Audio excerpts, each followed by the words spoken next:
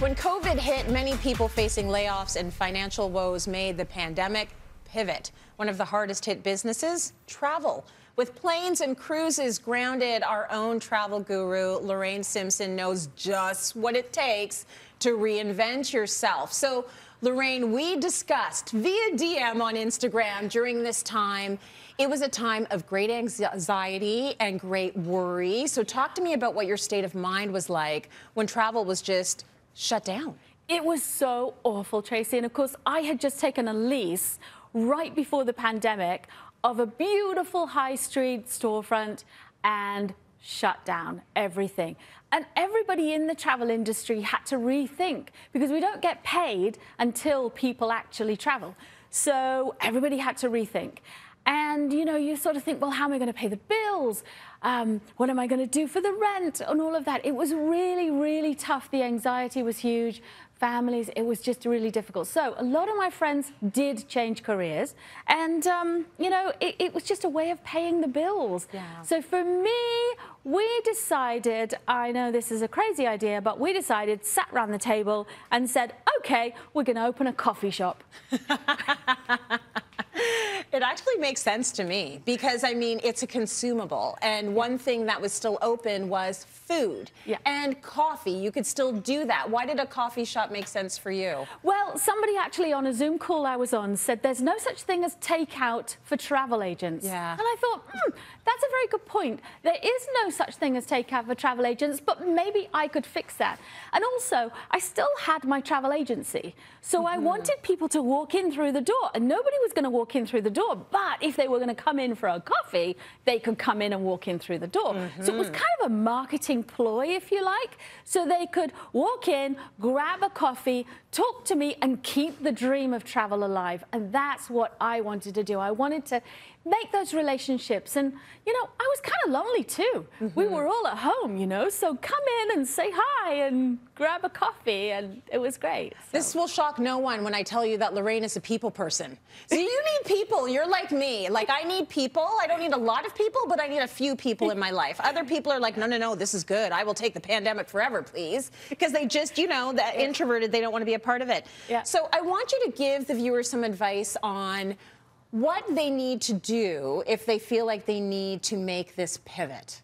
Okay, so there's several things that you need to do. I mean, one of the things to start off with is you really need a business plan. In everything that you do, and I've pivoted for different reasons throughout my life, moved countries, changed careers, all sorts of things.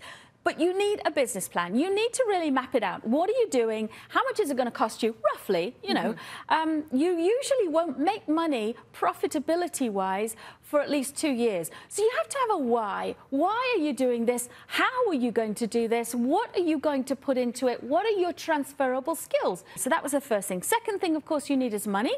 Well, there's lots of money available right now. COVID loans available. That's how I did it. Took a COVID loan. The BDC, Business Development Council of Ontario, they actually help you to figure out whether you need a grant, whether you can get a grant, whether you are able to get grants or loans or whatever it is. So that's available to you. So do that and have that, and bring in some favors. You know, get favors from people to help you. My partner, Keith, he built the coffee bar, but we found old barn board from a barn in Woodstock. But we got it cheaper if we went there and pulled it off with a crowbar ourselves. So we did that in the middle of winter. Doing this, it was a way that I could also support other people, like the farmer that we bought the barn board off. You know, the kids are baristas, and we support local. We found a lady who had also lost her job in COVID, and she makes teas. So it was perfect, and we liked her so much, we hired her as our manager because we love her. So. Yeah, so this is a beautiful story, and I like that you were inspired by the Cityline DIY spirit as well, for all of those projects you did to build up your shop. But this is the creativity that has come out of people's hunger to stay in the game because the bills have to be paid. So I want you to maybe talk to us a little bit, even though we're almost out of time. What made you the type of person that could pick yourself up at a time that felt so down? I felt stuck. It was hard. And I'm thinking, if I had to pivot myself at that time, I don't know what I would have done. Yeah. So how do you have the mindset, the attitude to figure out a new way forward? So Winston Churchill said, never waste a good crisis, Tracy. And the thing about that is that he was talking about setting up the United Nations just after the war and a coalition. Same thing now. Don't waste a good crisis. Take it as an opportunity. You know, everything we do in life, there's ups, there's downs. Right now it's down.